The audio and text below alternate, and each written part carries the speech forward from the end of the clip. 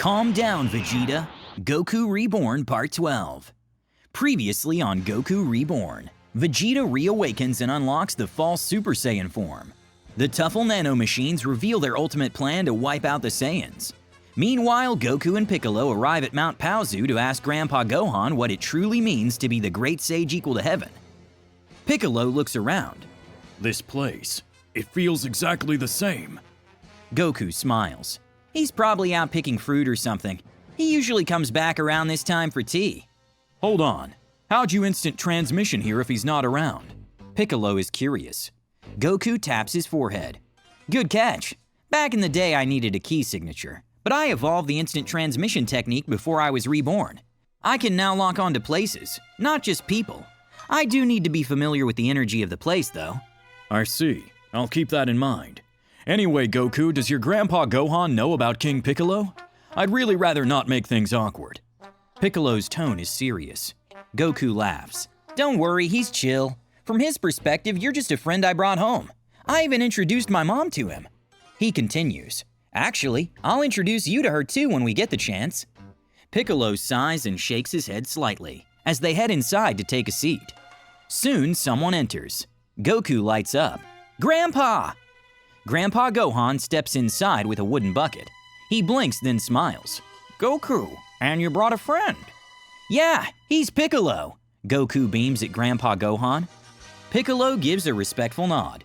It's an honor to meet you, son Gohan. All right, young man. Grandpa Gohan smiles. Let's have some tea. Inside, they sit around a small wooden table with cups of tea in front of them. Goku takes a sip of tea. Grandpa, I gotta ask you something. Grandpa Gohan smiles. Go ahead, my boy. Remember that book you told me about when I was little? The one with the Monkey King? Goku asks. Journey to the West? Grandpa Gohan smiles softly. Of course. I named you after Sun Wukong, you know. Right.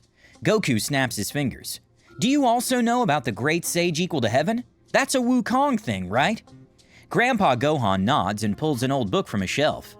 Great sage equal to heaven was his self-given title, because Sun Wukong believed he was equal to the heavens. Goku scratches his head. Yeah, but what does it really mean? Grandpa Gohan pauses, then speaks carefully. It was an act of rebellion and pride against the heavens, who treated him as inferior. I see, but this isn't Journey to the West, so what does this title mean here? Sun Wukong gave it to himself, but I've only been called this by others, like the Eternal Dragons. Goku rubs the back of his neck. Goku, are you sure about that? Piccolo asks. Goku looks confused. About what? I mean, are you sure you didn't give that title to yourself? What if you made a choice you don't even remember right now? Piccolo looks Goku in the eye. Now that you mention it. Goku's expression turns serious. I think I had a dream where a certain voice told me that I've made the choice. I don't get what's going on, Grandpa Gohan begins, but I see. Someone called you the great sage equal to heaven, and now you're wondering if maybe you chose it before you were born? Goku sighs. I'm not sure, Grandpa. I really don't know. Grandpa Gohan stays quiet for a moment. He leans back and looks at Goku. His eyes soften as his thoughts drift back into the past. In his mind, he sees Goku as he was the day he found him. Always smiling, full of energy, always larger than life. He remembers long walks with Goku on his back. He sees the way Goku used to laugh for no reason, and how he treated every day like an adventure. There are no sentimental tears in Gohan's eyes, but something deep stirs in his chest. His heart feels open and full. He looks at the boys sitting before him. Goku exudes an aura of maturity and strength. He has been through things Gohan can only guess. But in his eyes, this is still the same kid. Grandpa Gohan gives a smile. You don't have to figure everything out today, he says. Just keep walking your path. You've never needed to remember the past to know who you are. He pauses before speaking again.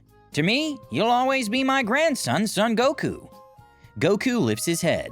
A smile spreads across his face. Yeah, I'm still your Goku. Piccolo watches from across the table. He watches the way Grandpa Gohan looks at Goku, and the way Goku smiles. The silence says everything. Piccolo lets out a small breath. Then he nods once, just a little, and allows himself a small smile. He feels at home. The flow of time continues, and 3 months pass since Piccolo was reborn with all his memories.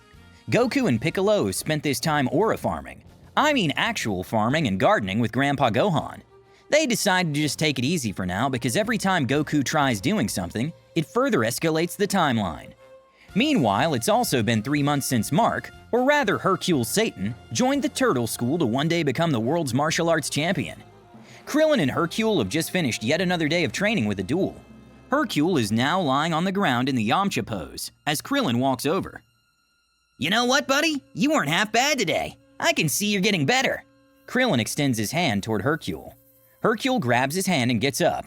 Haha, I, Mark, will definitely beat you one day, Krillin, and I'll do it soon. He smiles, but B can tell he's nervous inside. Later, Hercule is sitting by himself just watching the waves roll in. B walks up and licks his hand. He smiles and pats the dog's head. You're a good boy, B, just like your father, the first B. He pauses for a moment, then sighs. Don't worry, all right? I'm gonna get strong. For real this time. A real martial arts champion. And I promise, what happened before won't happen again. B wags his tail and sits beside him. Suddenly, water splashes up nearby, and Boo jumps out of the ocean. Boo!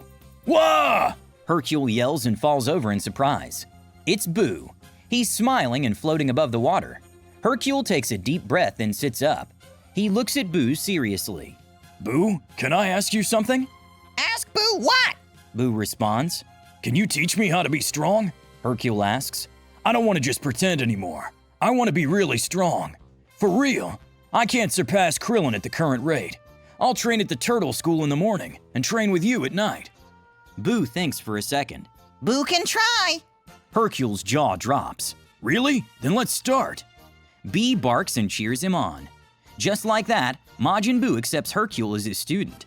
Master Roshi has no idea about it. At the same time on planet Goku, King Vegeta speaks to Bardock and Guinea.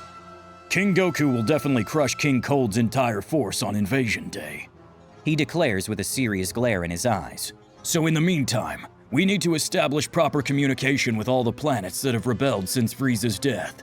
Our future goal is to build a union of planets, one that will never submit to a single emperor. And for that, former planet Frieza 448 is your first diplomatic mission. Huh, I like that. I'll handle anything that makes my son Goku proud. Bardock is excited. King Vegeta nods. Thank you. I feel the same way. This is the first of many peaceful visits we'll be sending out. Guinea checks the mission file. It's just 2 weeks away. That's not far.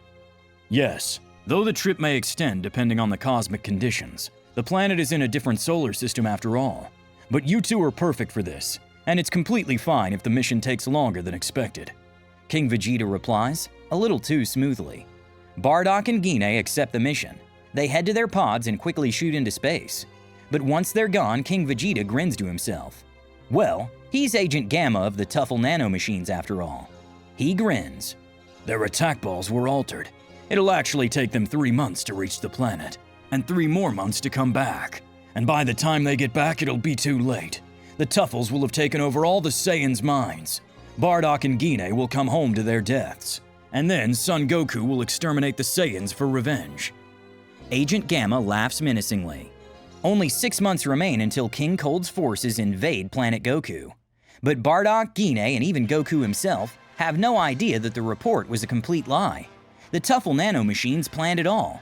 Their goal is to use the Saiyans to kill Bardock and Guinea. This, they believe, will push Goku over the edge.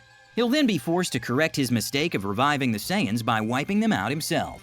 It's all part of their sinister hidden agenda, to erase the Saiyans before reviving the Tuffles and building their empire.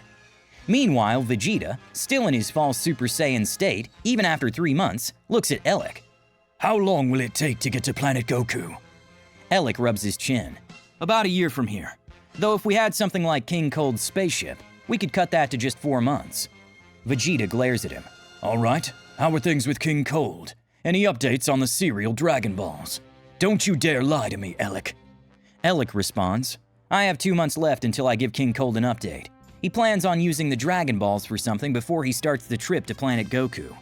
All right, perfect. Vegeta grins. Tell him the Dragon Balls will be ready for him to use in 2 months. Are you sure? We still haven't found the Dragon Balls, Elec asks. It's fine. I'll kill King Cold. Vegeta looks unhinged. Elec sweats. This Saiyan Prince is even crazier than Frieza, he thinks. Vegeta's power level has exploded from 150,000 to 3 million in the past 3 months. The Tuffle nanomachines tried to erase his Saiyan cells and reduce him to 0, but they accidentally triggered an evolution that resulted in the false Super Saiyan awakening. His surviving damaged cells permanently transformed into Super Saiyan cells and have been in a constant forced evolution. As for Raditz, he's been in the medical machine for the past 3 months. Vegeta didn't kill him, but he did beat him into a vegetative state, so that he stops with the alpha nonsense. Fast forward 2 months. A battle took place between Vegeta and King Cold at Planet Cereal, but nobody knows what exactly happened. The results of this battle were intentionally kept under wraps by Elec and the other Heaters. But let's just say the Cerealian Dragon Balls were definitely used. A day after this battle, King Cold's spaceship leaves Planet Cereal and sets out for Planet Goku. It will enter Planet Goku's atmosphere in 4 months. Yes, it will arrive on the exact day Agent Beta had lied about 8 months ago. The Tuffle nanomachines pick up the signal on their radar. Perfect. King Cold's intervention was already a surprise, but at this rate, he'll definitely arrive on the same day we're going to carry out our master plan, They declare. It's going to be tricky to take over someone of his caliber, but with enough nanomachines it should be possible. We'll take him over, then we'll build a proper empire with all the territories that used to be under the Frieza Force. We have to make sure that by the time we use the Dragon Balls to revive the Tuffles, nothing in the universe is a threat to us. The flow of time continues. Soon, only a couple of days remain until the promised day. Saiyans, as a people, no longer exist on Planet Goku. The nanomachines have now hijacked 100% of their consciousness. In the Tuffle Underground Lab, the nanomachines speak. All right, we need a Saiyan to go to Earth and tell Goku how the Saiyans plan on killing Bardock and Guinea. We need to make sure Goku is here when their deaths happen.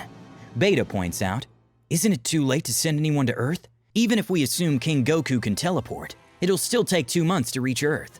Plus, he'll show up anyway. He already knows about the invasion. King Vegeta, aka Agent Gamma, adds, That is not a problem. I noticed something was off with Guinea's attack ball. When I checked it, it's been redesigned to handle trips between Planet Goku and Earth in 2 days. Beta responds, Interesting, but Guinea and Bardock haven't returned from where we sent them. It'll take them 2 more days to get back here.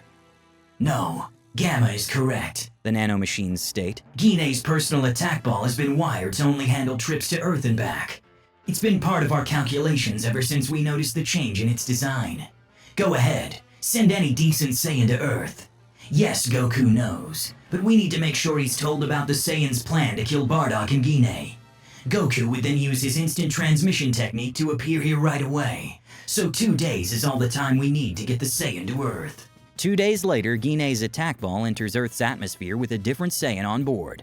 At the same time, Bardock and Guinea enter their planet's solar system, while King Cold's spaceship lands on Planet Goku. King Vegeta and the other Saiyans stand ready for diplomatic talks. The nanomachines plan to quietly infiltrate King Cold's body.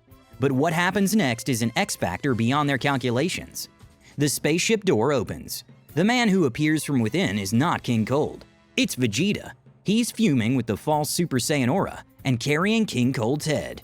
Haha, behold my masterpiece, Vegeta declares, as he shows King Cold's head to all the nanified Saiyans. His false Super Saiyan state has evolved to false Super Saiyan 2. His power level when he killed King Cold was 150 million, but it has doubled yet again. Right now it's 300 million.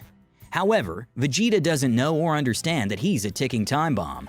His power level increased 20 times in the first 3 months since his awakening. It then increased 50 times in the next 2 months and took him all the way to 150 million. But since then, even though it's been 4 more months, his power level has only increased to 300 million. His Saiyan cells have permanently evolved to Super Saiyan cells, and then Super Saiyan 2. But he can't sustain this growth forever. It's already been over 9 months. The moment he loses consciousness, the power level drops to 0. And that's all for Chapter 12, guys. I'm sure you've got plenty to say about everything that just went down, so feel free to go wild in the comments. What are your theories about what's coming next? Vegeta has been constantly evolving at a rate second only to Broly. What do you think will happen if his power level actually dropped to 0? Who do you think used the Cerealian Dragon Balls? And more importantly, where the hell is Goku? I can't wait to hear your thoughts and dive into your theories. As always, if you'd like to see more, don't forget to subscribe to the Nimbus channel. Thanks for watching, and we'll see you all in the next video.